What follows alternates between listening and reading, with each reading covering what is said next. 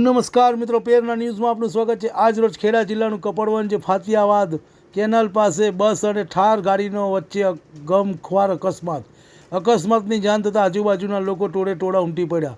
ઈજા પામનારને સારવાર અર્થે કપડવંજ સરકારી હોસ્પિટલ ખાતે લઈ જવામાં આવ્યા। અકસ્માતની જાણ થતાં કપડવંજ પોલીસ ઘટના સ્થળ પર પહોંચી ગઈ। રિપોર્ટ રવિ સાધુ, લીંબાસી। તમને અમારા સમાચાર પસંદ આવ્યા હોય તો like, share, bell icon, comment અને સબસ્ક્રાઈબ કરો।